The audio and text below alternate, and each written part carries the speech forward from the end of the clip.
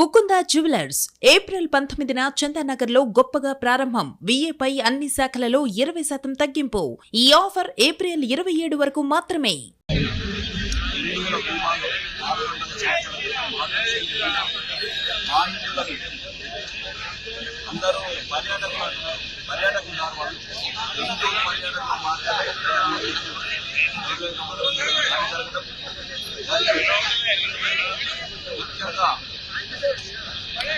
పాకిస్తాన్ తీవ్రవాదులు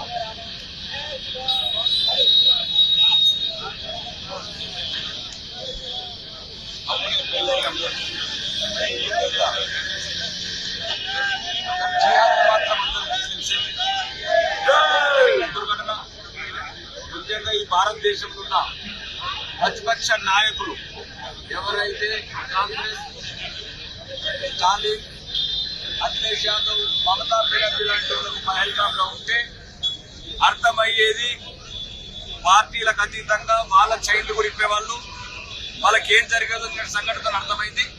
ఈ రోజు ఈ దేశంలో ప్రాంతాల మధ్యన, భాష మధ్యన ఎవడైతే స్టాలిన్ అనేవాడు భాష అని ఒకడు, మమతా బెనర్జీ, అఖిలేష్ యాదవ్ అంటే వాళ్ళు కులాల మధ్యన, కాంగ్రెస్ పార్టీ కులాల మధ్యన, హిందువుల మధ్యన ఎట్లయితే అనేకత పెట్టిందో ఈ రోజు నిన్న 2 రోజుల క్రితం జరిగిన సంఘటన భారతదేశంలో ఉన్న హిందువులందరికీ ఒక కనులొప్పు కావాలి. నేను దేవుణ్ణి కోరుకుంటున్నా, దేశంలో ఉన్న ప్రతిపక్ష నాయకులందరూ వేలుగా వెళ్తే బాగుండేది. ఈ దేశానికి పెట్టిన దరిద్రం పోయేది.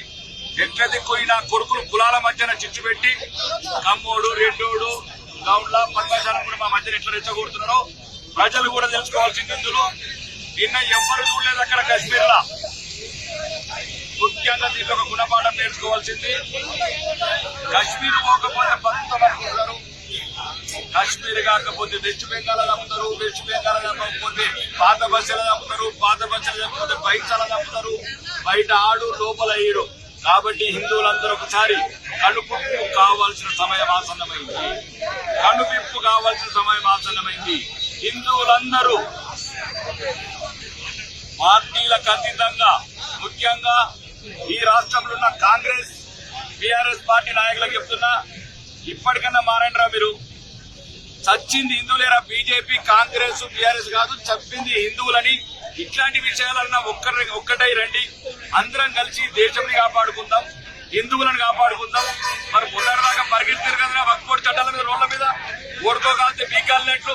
ఈ రోజు మీ బిడ్డలు, మీ అన్నదమ్ములు కాదనుకుంటారు కొడుకులారా.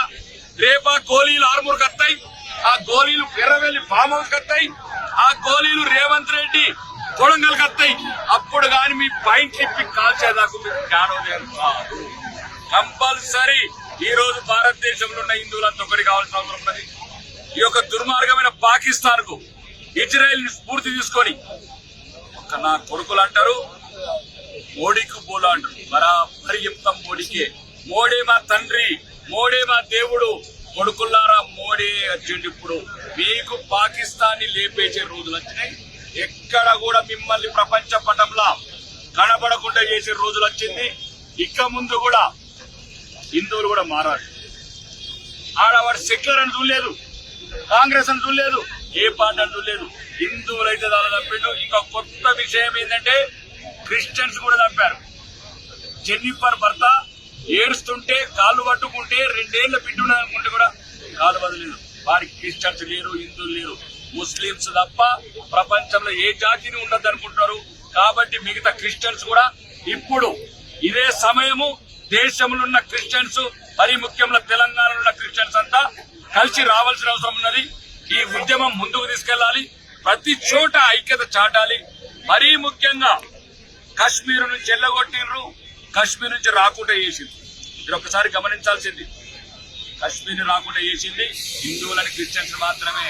ఈ కొడుకులు ముస్లింస్ కు మాత్రం క్లియర్ వే ఉంచారు. అంటే ముస్లింస్ రండి కాశ్మీర్ కు, మేమేం చేయము. మరి నా కొడుకులారా, మీరు తీవ్రవాదులు అయితే అందరినీ చంపాల్సింది, హిందువులను మాత్రమే చంపుతున్నారంటే మీకు ప్రత్యేకంగా ఒక కుట్ర. ఈ దేశంలో ఉన్న ముస్లిం సంస్థలు కావచ్చు, ముస్లింస్ నాయకులు కావచ్చు, వాళ్ళ కుట్ర మొత్తం దాగుంది. ఈ కుట్రని బహిర్గతపరిచి ఎంత తొందర వీళ్ళకి అంత తొందర భారతదేశం అంతా నరేంద్ర మోడీ గారికి అండగా ఉంది. మొత్తానికి మొత్తం యుద్ధం మొదలుపెట్టి ఈ ప్రపంచ పటంలో పాకిస్తాన్ అనే పేరు లేకుండా చేయాలని ఇక్కడ ఉన్న ఆర్మూర్ భారతీయ జనతా పార్టీ కావచ్చు, హిందూ సమాజం కావచ్చు, బజరంగ దళ్, హిందూ వాహినులన్నీ ప్రధానంగా ప్రధానమంత్రికి ఒకే ఒక డిమాండ్, పాకిస్తాన్ ని ప్రపంచ పటంలో లేకుండా చేయాలని డిమాండ్ చేస్తుంది. బోలో భారత్ మాతా కీ జై.